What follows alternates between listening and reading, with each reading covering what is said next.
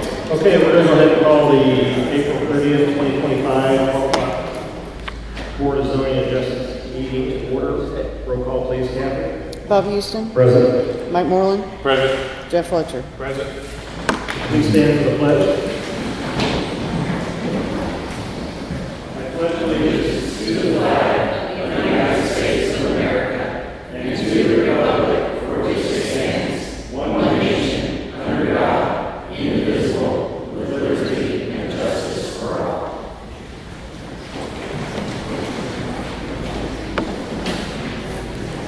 I need a motion to accept the agenda as presented. So moved. Second. All in favor? 3 votes for, 0 against. Any motion to approve the minutes of January 8th, 2025 and April 9th, 2025? So moved. Second. All in favor? 3 votes for, 0 against.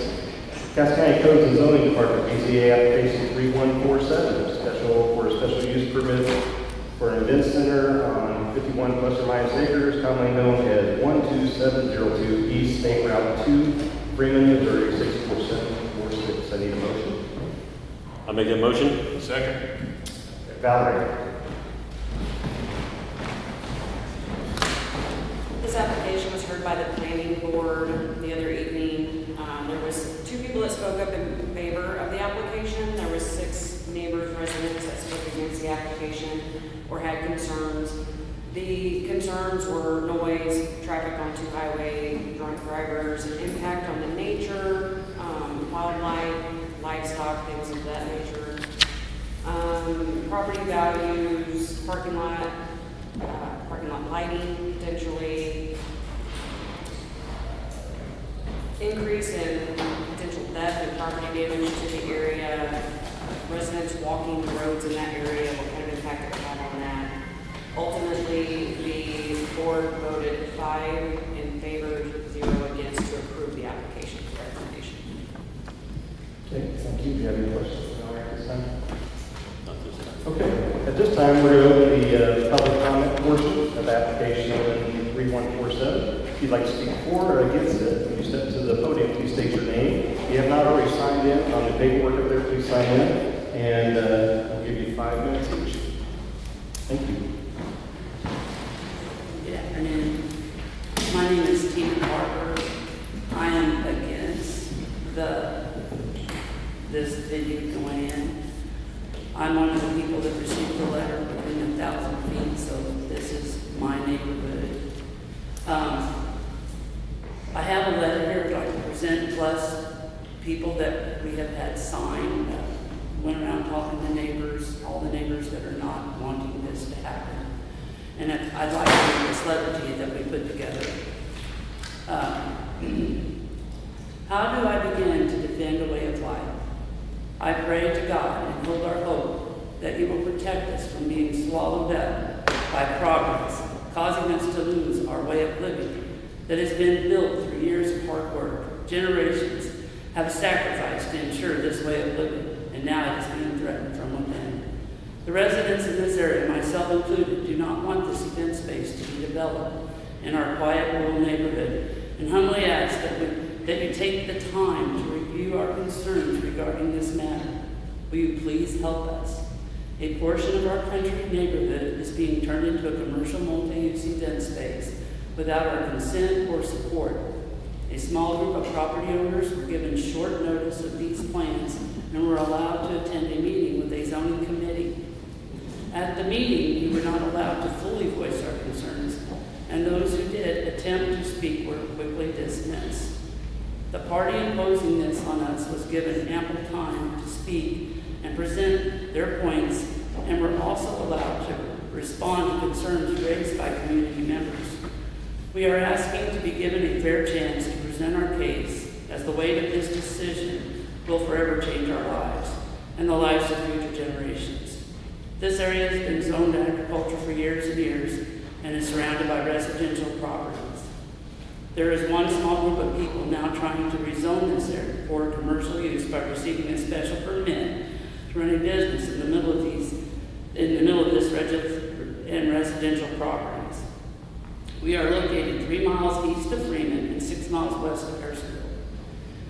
There is a group of people also from our community trying to purchase a parcel of land directly across road from my house and immediately in the backyards of others build a large capacity multi-purpose venue. I'm sorry, that didn't sound right. In the backyards of others to build a large capacity multi-purpose venue. They are making sure they can build it before even owning the land, but no one in the surrounding area wants this venue to be built. They stated that the building will be large enough to hold at least 300 people and will include a large parking lot, plus an area to park several RVs and overnight stays. Large lights around all structures, which will light up our night sky and rob us of the natural, non-polluted views we cherish in countless unforeseen structures and attractions. Unfortunately, robbing us of the stars and is the least of our worries. Our major concerns are for the added traffic that this will inevitably bring to our quiet country roads. 2 highways already heavily traveled, but adding a venue that plans to be open for operation 7 days a week will absolutely increase this traffic. Will there now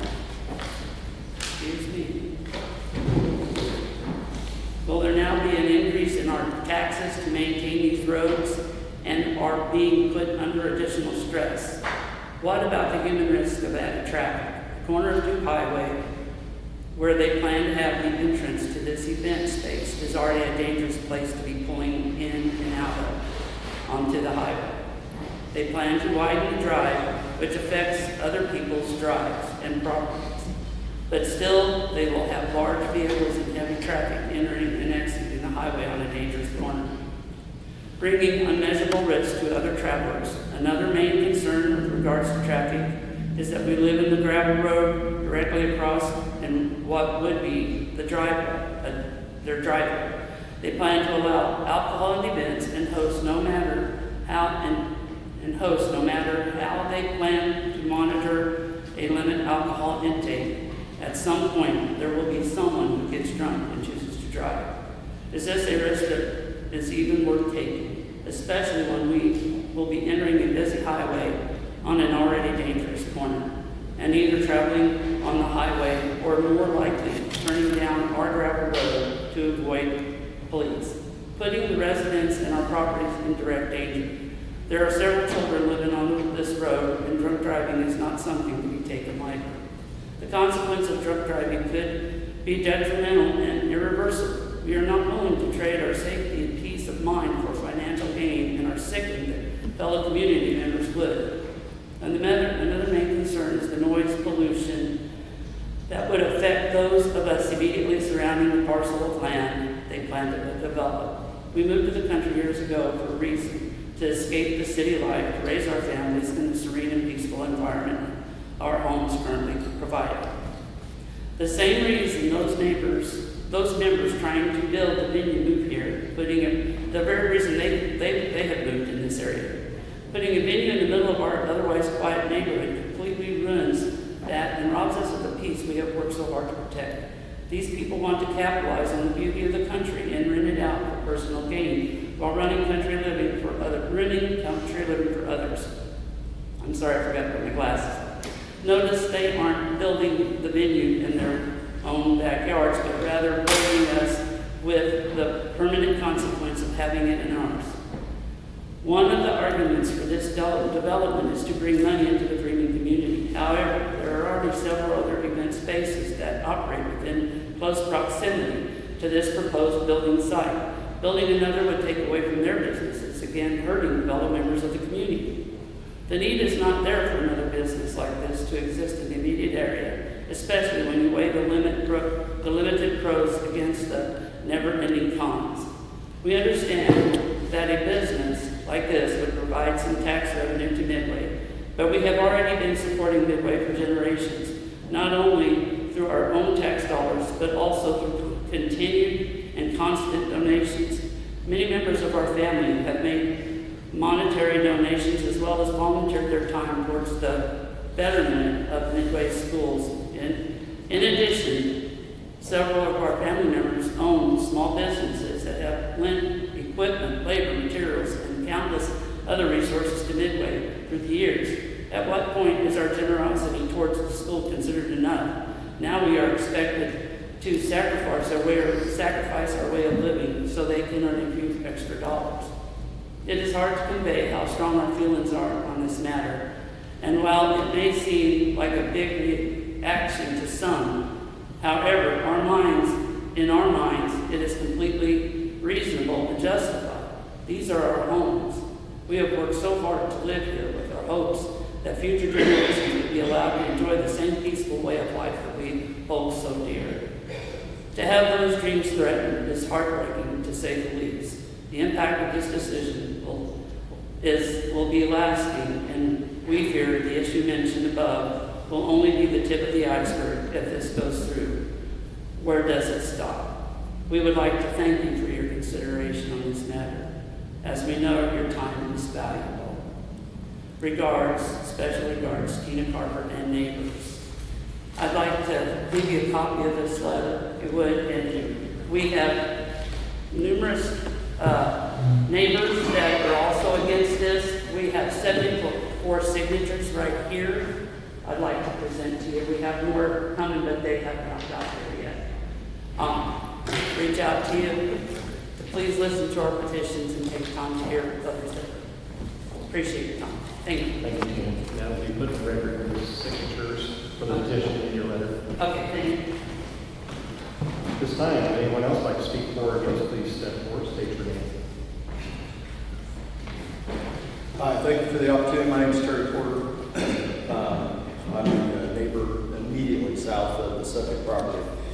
And as Tina indicated, we have about 74 signatures, and I've been asked to sort of speak on their behalf, many of whom would have liked to have been here today, but of course they're working out of town and couldn't make it.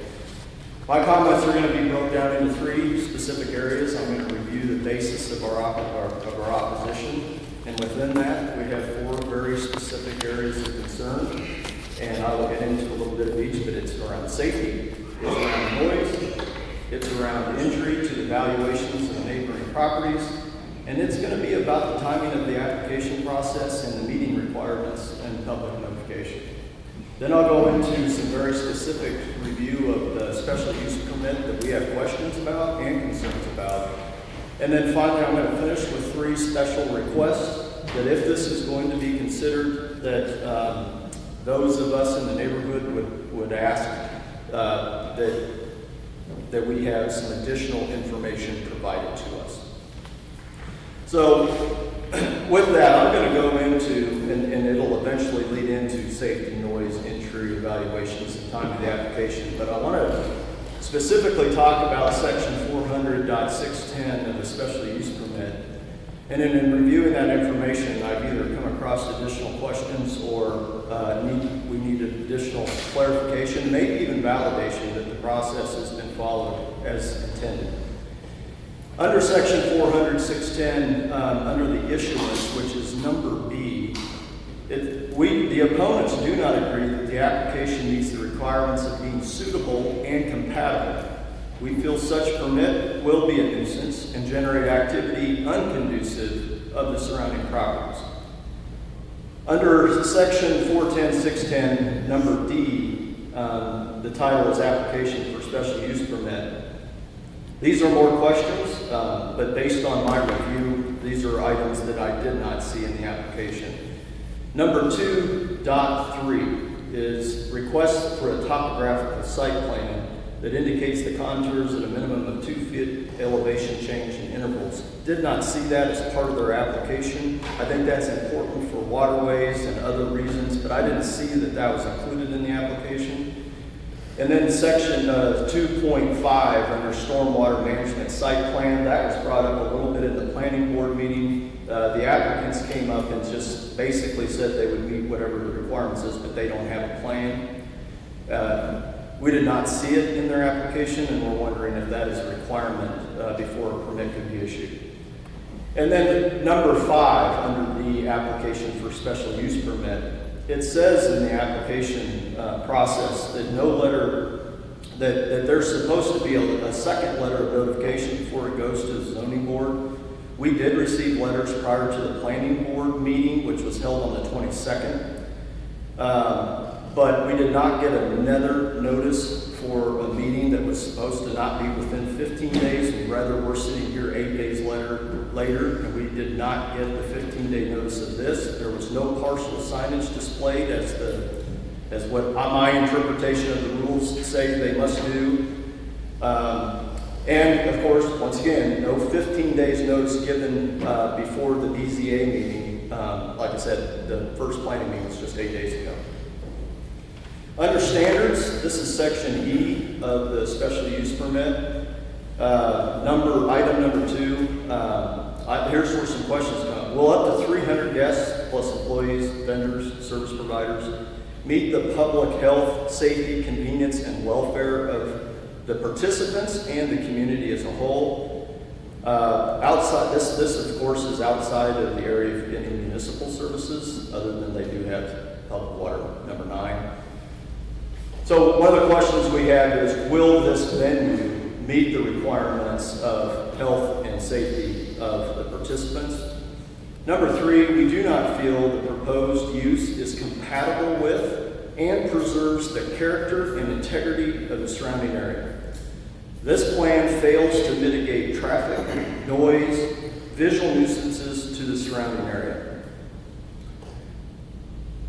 Standards number E4. We feel the proposed use will in fact generate vehicle traffic which will be hazardous to the existing and anticipated traffic in the area. I'm going to get into that further with a special request and after my lengthy discussion with the Department of Transportation. And then finally, under section E, under the standards continued, number 5, opponents do not agree that the proposed use will contribute to and promote the community's welfare at this specific location. And that's really just based on the applicant's business plan, what they're suggesting they are going to do. And then finally, number 7, opponents don't feel introducing a venue which promotes noise, drinking, increased traffic, and most importantly, safety concerns on the highway, that in fact would cause substantial injury to the valuation of neighboring properties. I think primarily those that immediately adjacent to the property, but one specific house that's down in the corner where all the traffic will virtually be driving 40 feet from the side of this house, who has a number of children and things in the house. So that leads me to my final piece, because I know your time is valuable. We have some special requests. Based on my conversation with MoDOT, we already know that the subject location on Highway 2 does not meet today's requirements, specifically around the distance between driveways that exist, one leading into one of our neighbors' homes, and the subject entrance, which is a shared entrance for 2 properties, one to the Marshalls, one to the Andersons. More specifically, the major concern is what's called sight of distance and stopping distance. Of course, the Missouri Department of Transportation has very specific regulations and processes in which to measure that. And it doesn't appear that it would meet the sight distance requirements. To put this in layman's terms, when you're heading towards Harrisonville or east on Route 2, actually it's going north at this particular location and turning east, the subject driveway does not come into view from me walking down and shooting it with a rangefinder until 200 yards, which is 600 feet. That is a requirement that is for passenger vehicles. Of course, they look at the height of the targets and will come out and measure that. We are officially requesting that because, A, we do not believe that the customary stopping distance calculation on a 60-mile-an-hour highway, which requires 570 feet by design, so it's right there on the border. I think the most concerning around this safety issue is the amount of truck traffic that we now have on Highway 2. Obviously, Walmart built another distribution center, and in the 15 years I've been there, the type of traffic has increased significantly towards larger semi-trucks and commercial vehicles, and certainly more passenger vehicle use. A full traffic study would reveal reveal what that traffic looks like. They would come out and measure those stopping distance requirements and line of sight requirements as compared to what's required. Just to give you an idea, a line of sight requirement for stopping distance on a semi would be well over 1,000 feet, and I can almost promise you it doesn't meet that. That driveway just simply isn't there.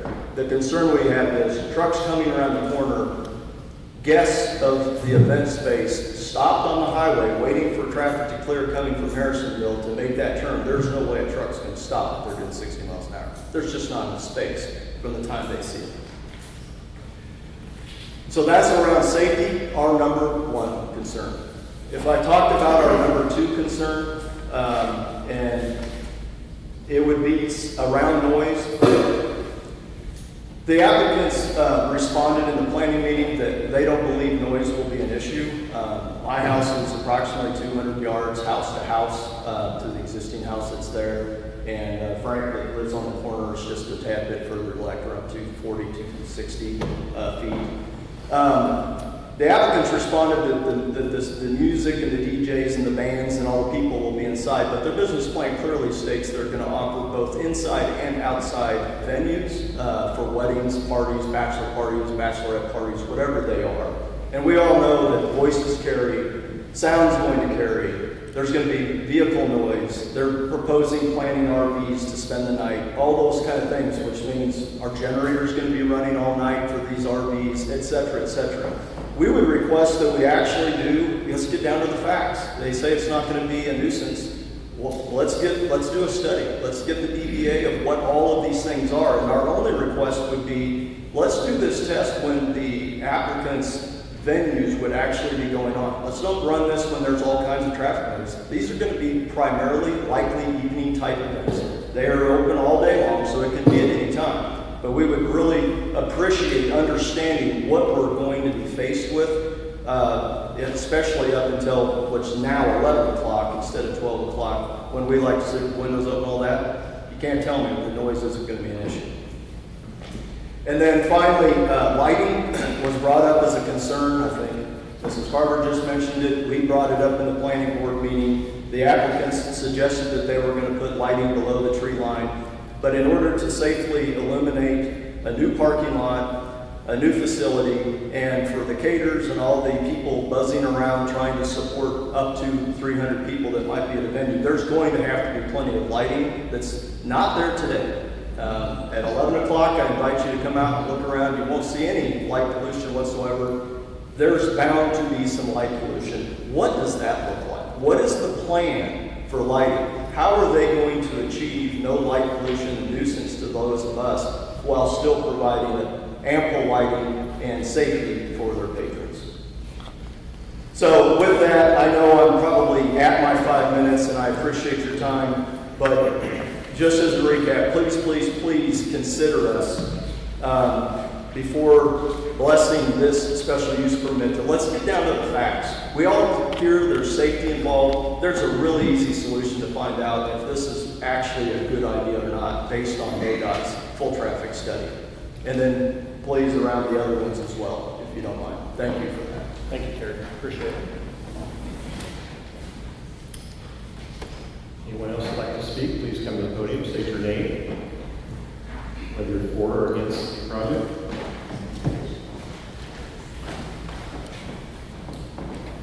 Hello, my name is Diane Tomacelli, and I appreciate the opportunity to speak here today. I won't go over my whole letter. I delivered a letter to you yesterday that I fully pointed out the specific facts. But something else that came to my attention since I wrote the letter, again, we didn't have the allotted 15 days. One of the things that I have learned since that letter is that the sheer number of event spaces that are in the area, and that one of the pros that spoke up for the event space is the amount of taxes that would help improve for Midway schools as well as the surrounding area. There is an event space that has a paved driveway that is just south of Freeman, Missouri, and I would like to know how much taxes that has improved for the state, for the city of Freeman, and for the school. Again, looking to the facts, how much will it really truly improve? simply because how much has that business brought in taxes for the school and for the community there to help them. So again, as in my letter, I stated my number one concern actually did not coordinate with them, but was safety. And so my next one was the truthfulness of all the statements. Yes, do I believe they were being truthful with what they felt they were saying? Yes, but do I believe there were studies and facts to prove it? Not necessarily. Because there hasn't been enough time to do all of those studies. And I too would like to see some of those studies and to hear some further facts. So would greatly appreciate to hear all that. Thank you. Thank you, Diane. I don't really care to speak, but I just wanted to give you a letter that I wrote. You can Did bring it that up letter here. in? We'll take it from you. Do you have your name on it? Yes. Okay. I'm a poor speaker. Thank you very much. The podium is open for anyone to speak for or against it. Please step forward, state your name.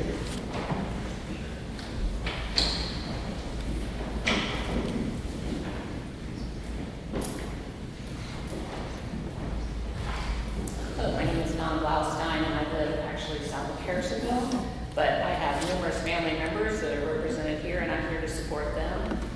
And I agree with everything that's been said thus far with regards to the concerns out there. I was at the other meeting as well, and I'd like to mention, I live in the country, and that it was mentioned that the trees will block the sound, the trees will block the light. Well, I live several miles from Harrisonville, and I can still see the Harrisonville light. You can't block the light. I live 2 miles from the freeway. The trees don't block the sound. You hear the sound. That sound carries. I live in the country. I can hear neighbors talking all the time way down the road because the sound travels. So I appreciate, and I would like to look at the facts as well with regards to the sound. So I'm here to support all of them, and I appreciate your time, and I appreciate your concern and consideration. Thank you. Thank you, Don. Podium is open. If anyone would like to step forward, state your name.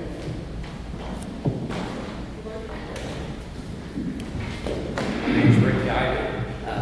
I could say the same thing. People that's already spoke have spoken. So I'm just up here to say I agree with everything they said. My property is straight across the highway from where this opposed venue is going to go in. So I just agree with what everybody's already said, like all the other ones that are here. So just take that into consideration when you make your decision. Okay, Thank you. sure. Podium is open.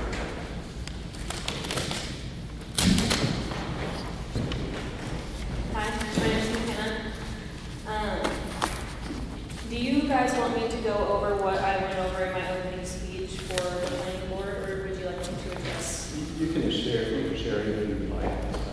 Okay, I'll I just go ahead. I think most of us have read through all of us, so I think what was that meeting down there? Okay, awesome.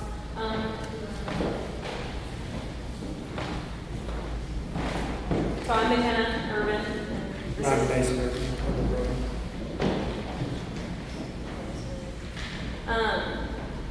So I'm gonna kind of go over what I said in the meeting, and then we'll start to address issues. So I'm here today with my family, whoever can make it, to present our special use permit request. We're excited to share our vision for a customizable event space located right here in Cass County between Freeman and Harrisonville along 2 Highway. This venture is truly a family effort. Our ownership team includes my parents, Aaron and Karen, my siblings, Mason and Morgan, and each of our partners. As lifelong residents in Cass County, this project is very personal and meaningful to all of us. Collectively, our team brings a diverse range of professional experience such as construction management, entertainment management, facilities management, engineering, and pipe fitting. We believe that this positions us well to be able to build and operate a high-quality event space. Our goal is to create a flexible venue where people can host a variety of events. With a focus on weddings and fundraisers for local schools and charities, the property will include both indoor and outdoor ceremony options, along with a house structure that can serve as a bridal suite or a groom suite. This can also serve as baby showers, bridal showers, family events, reunions, reunions, etc. We'd like to address a couple of questions that have come up right now. Number one being alcohol. Guests will not be allowed to bring their alcohol on site. We'll have curated drink packages to provide and licensed bartenders to serve, and it'll only be for limited hours, similar to other venues in the area. Number two, operating hours. We discussed in the planning board meeting that we would be open 7 days a week, with closing times on Fridays and Saturdays to be 11 p.m. and 10 p.m. on Sunday through Thursday. And finally, on-site managers. An owner will live on the property, and there will always be a manager present for each event. To begin, we'll include an orangery-style structure for our indoor ceremonies, an outdoor ceremony site, and bridal and groom suites, a security system, and on-site parking, trash service, and restrooms. Thank you for taking the time to consider our proposal. We're excited about this opportunity to bring history to life and serve our community in a meaningful way. So, some of the concerns that I had that were different than what we talked about were that MoDOT hasn't come out and done a survey. Whenever we spoke to them, they didn't feel that that area needed a survey for the amount of traffic that would get added. The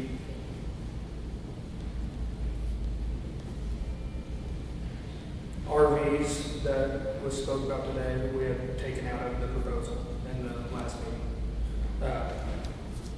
At some point, would we like to reevaluate that and see what we can do to make that accommodation for our guests? Sure, but it's not in this proposal.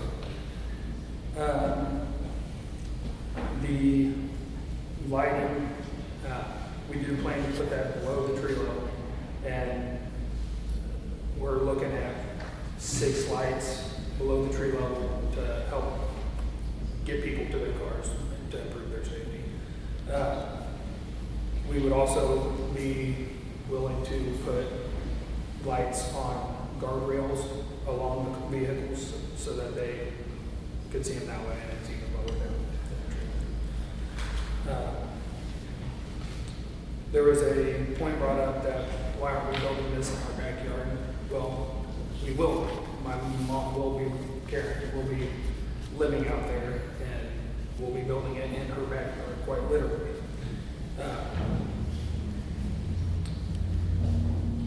Some points for the taxes that it brings in for the school. That's only part of what would be benefiting the school. We would be looking to work with the school as much as possible to bring PTO events and proms, donate some of our services for them so that it comes at an affordable price that they can afford.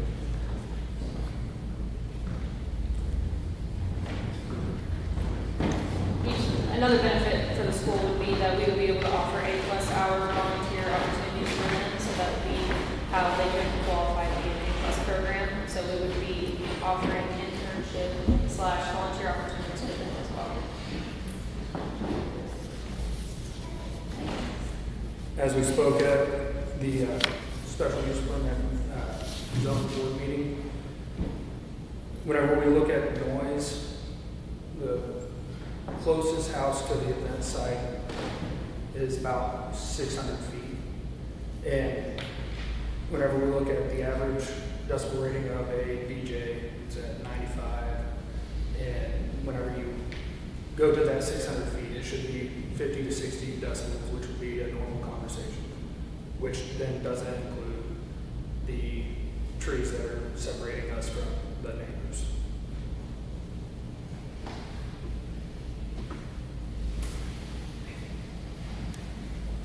For the topographical map, we were told that that wasn't going to be needed for this property because where we're proposing the special use permit is above the floodplain. We provided a map of the floodplain, and it's well off of that.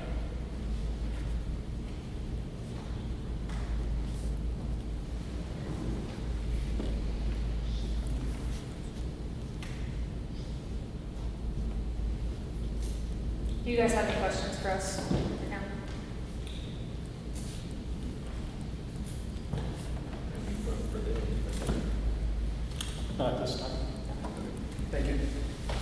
Thank you.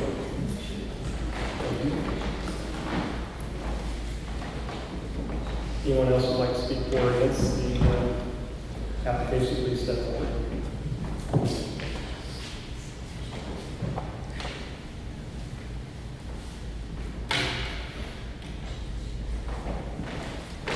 My name is Gayla Anderson, and I don't think alcohol can be limited and said, oh no, they can't bring it in. Alcohol is gonna come in, and people's gonna come onto my property, and I don't like that. If this passes, I want a good fence put in so people can't get onto my property. And the noise, I can hear the train in Harrisville, I can hear the train in Cleveland. I can hear my neighbor when he's working on his car at night inside. I don't know how many feet that is, but it's there. I think the lighting's gonna ruin it, because I have family that comes out and we look at the stars. When the borealis or whatever it was, we was out in that front pasture looking for the lights. I can see peculiar skylight lights. Anyway, I think that's my concern. Oh, and the safety pulling off. When I pulled in the driveway, people has almost wiped out the neighbor's mailbox, trying to miss me and taking the mailbox. The bus coming down the highway at night, my kids, if it wasn't for the bus driver paying attention, my kids probably would have been killed because the semi wasn't paying attention when they was coming from Harrisonville. And the mailboxes has been moved because the post office said it was dangerous, so they moved the mailboxes in. So that is a dangerous intersection. I think I'm done. Thank you. Next.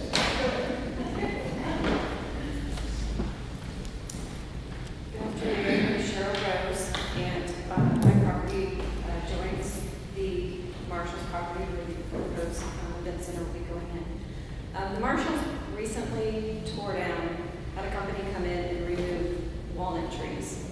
And since they did that, I would say that the noise increased probably 97%. We use our property as a place for us to enjoy a sanctuary, and we've been there almost 30 years, and this is going to disrupt our family lifestyle, where we raise our children, our grandchildren. We will not have that peace and comfort to enjoy what we work so hard for. So I am strongly opposed. Thank you, Joe.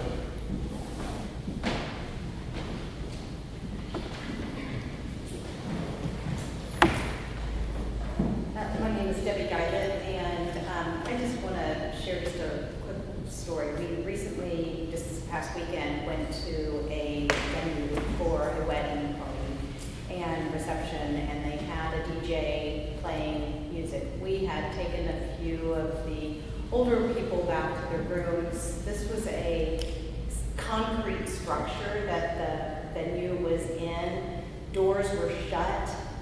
We were probably 300 to 400 feet away. You could feel the bass still happening when you're doing it. So I guess 600 feet might be a little bit different, but it's not going to be that much different. It's still going to be loud, and you can still hear it. And the sound does carry in the country more than it does in more populated areas.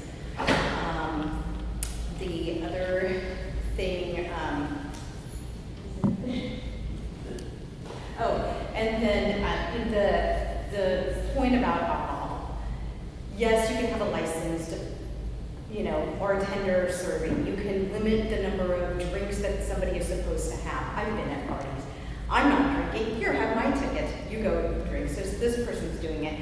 The people at this party, they had a bar. It was an open bar even, but people were still out in their cars drinking. So they're going to bring it in. They can't monitor that. That's something that I feel is not something that they can control. And those are really the additional points that I wanted to make, besides the increased safety. And I know that it was mentioned at the last planning meeting that this venue is going to bring in a lot more people than just the community. And you've got people wandering around your homes, driving around. It's going to bring in more opportunity for people to invade your privacy and also possibly theft and vandalism later on. So that is the other concern that I have. All right, Your thank name you. was, I'm sorry. Debbie Guyvet. Thank you. Thank you.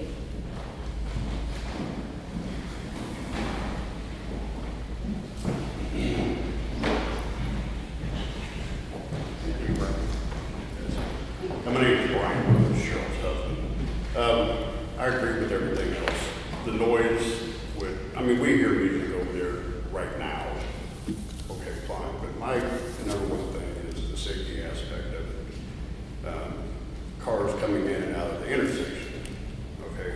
All it takes is one time for somebody to be out there and say, I don't know where I'm at, I'm gonna follow you out of here. The other person leaves in front of them, they try to catch up with them. Cars come around the corner, semi-truck hits them, kills people. Then all this is worth nothing. You know what I'm saying? That's all I gotta say. It could happen, it's gonna increase it big time. And then people die, and then you say, damn, shouldn't let that happen. That's all I gotta say. Thank you, Brian.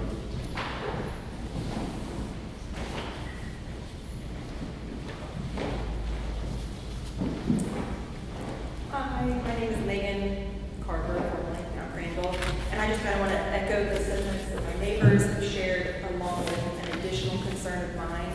I live on Lewis Road, and my husband and I bought here intentionally because we knew we wanted to raise a family in a quiet area. It's surrounded by family. It's very safe for us. He has a job that requires him to work out of town for a good portion of the year, and it's not always known to us when that's going to happen.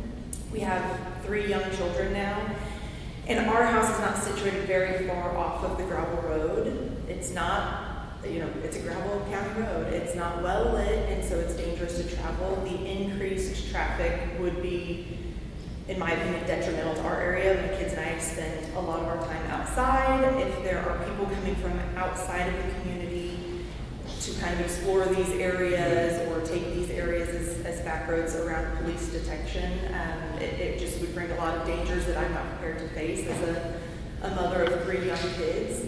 And then to kind of respond in part to some of the points that they made, if they are building this in what will now be their mother's backyard, if she's going to be living there, that's a choice that they're being allowed to make. This is being imposed upon us.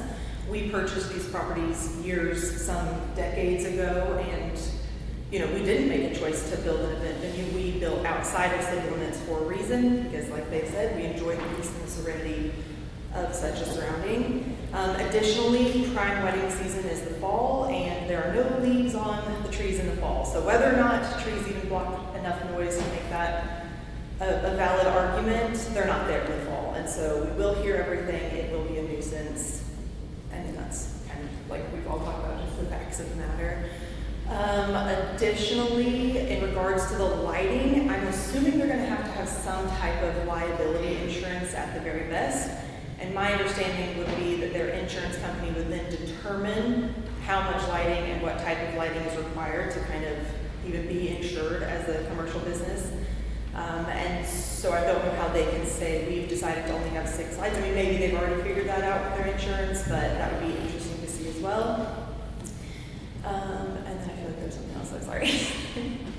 Yeah, I mean, basically just the drunk drivers is a primary concern of mine. We don't wish ill on the family, but we know that this will be an irreversible issue if it comes to it. And there's already been drunk driving incidents on our road, one directly in front of my house, and it shook me ever since then. And I can't imagine that being a risk worth taking. So thank you.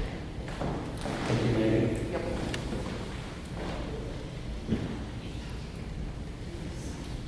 The podium is still open. If anyone else would like to speak or against it, please step forward.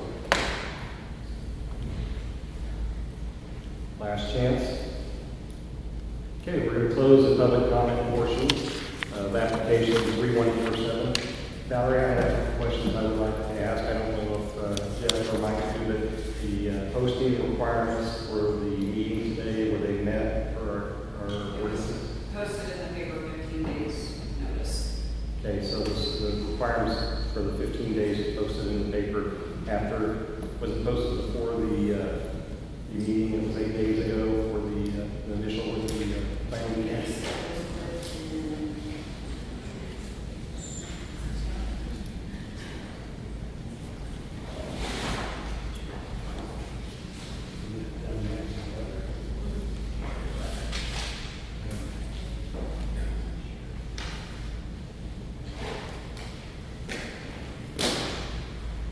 I know a lot of these concerns will be addressed as part of the past application once it's approved. I know the stormwater and everything's a requirement to be met after the approval. So a lot of those issues will be met if it passes today.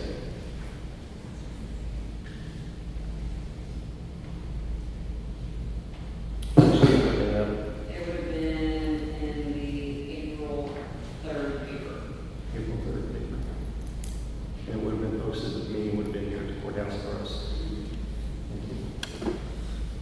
I think one of my concerns would be the access point, Mrs. Anderson's property. I can see coming out of there on a Saturday evening, you share a driveway right there, and traffic coming in, that'd be my concern. MoDOT will approve it or not approve it, is that correct, Valerie? The applicant's actually already contacted MoDOT, and we have an email from them stating that as long as they cannot exceed the 300, they solve no issues with needing improvements there. Okay, as long as it didn't exceed the 300 or whatever. Okay. Mike?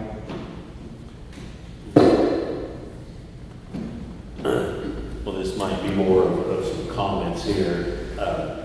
I know this is a very passionate issue for both sides. We understand that. I had a great talk with a couple of gentlemen here 2 days ago about this issue, talking about being suitable and compatible.